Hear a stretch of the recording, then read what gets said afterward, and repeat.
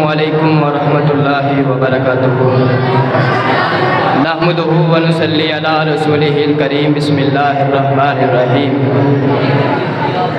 لئن شکرتم لازیدنکم ولئن کفرتم ان عذابی لشدید۔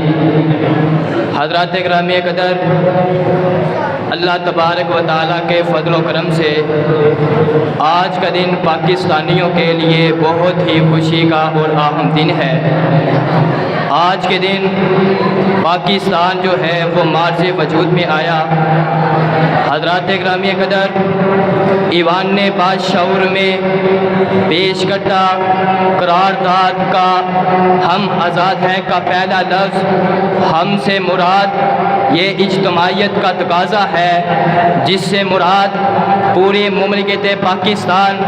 اس قرارداد کا دوسرا اہم اور بنیادی لفظ آزاد سے مراد بے قید ہونا ہے، اور تیسرا لفظ ہے سے مراد دور حاضر ہے۔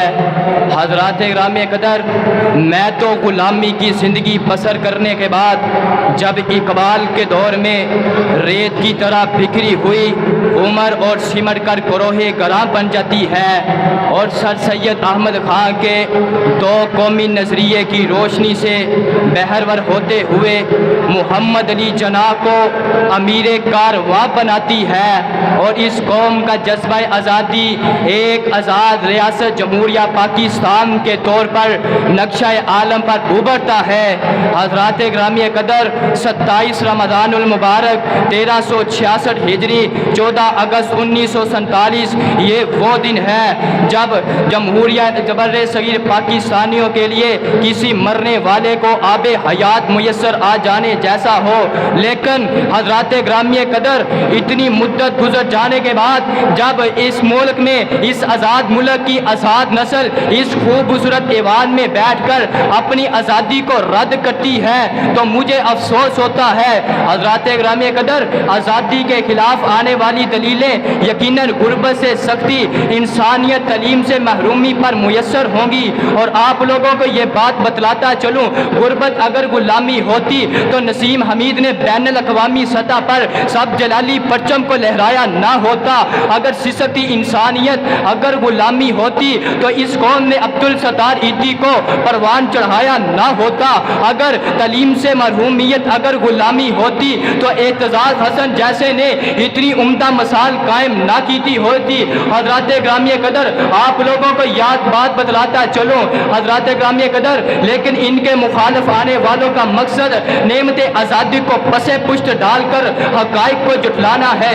اگر آپ جھٹلا سکتے ہیں تو ڈاکٹر طاہرہ کی آزاد شدات کو جھٹلائیے، اگر آپ جھٹلا سکتے ہیں تو میرے بھائیوں اگر آپ جھٹلا سکتے ہیں تو ڈاکٹر عبدالقدیر خان کی آزاد بہادری کو جھٹلائیے، اگر آپ جھٹلا سکتے ہیں تو میرے بھائیوں اگر آپ جھٹلا سکتے ہیں تو میرے بھائیوں اعتزاز حسن جیسے کی اتنی عمدہ مسائل قائم نہ کی ہوتی۔ اور حضرات گرامی قدر، میں آپ لوگوں کو بات بتلانا چاہتا ہوں، تعلیم کے میدان سے لے کے کھیل کے میدان تک ترقی، اور جو یہ نہ منا سکے تو میرے ساتھ نعرہ آزادی لگائیں۔ اگر یہ نعرہ آزادی لگانے کو دل نہ کرے تو کسی کونے میں بیٹھ کے اپنی غلامی اور مایوسی کا ماتم منائیں کہ آپ کو آپ کی غلامی اور مایوسی مبارک، اللہ کے فضل و کرم سے مجھے میری آزادی اور امید مبارک۔ حضرات گرامی قدر، خدا کرے عرض زمین پہ اترے ایسا فضل گل کہ جسے زوال اندیشہ زوال نہ ہو۔ میں اب قسمت کی حضرات گرامی قدر، ہم آزاد ملک میں رہتے ہیں، اور میں آپ لوگوں کو بتلا دینا چاہتا ہوں، اغوا کاروں کو ہم پکڑ کر قانون کے حوالے کرنے کے لیے ہم آزاد ہیں۔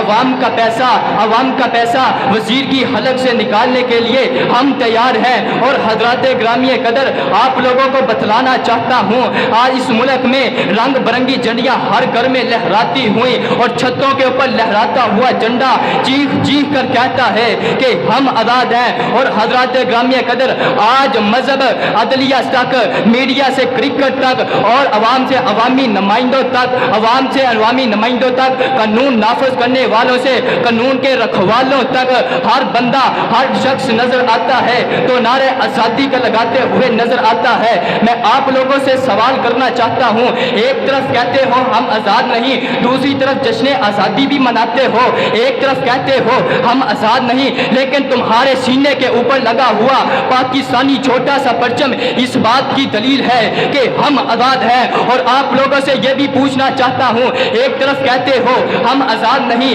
اگر آزاد نہیں تو کامیابی پاکستانی کے فہرست کیسے بن گئی؟ اگر ہم آزاد نہیں تو جشن آزادی کا نعرہ کیوں لگاتے ہو؟ اگر ہم آزاد نہیں تو پاکستان زندہ باد کا نعرہ کیوں لگاتے ہو؟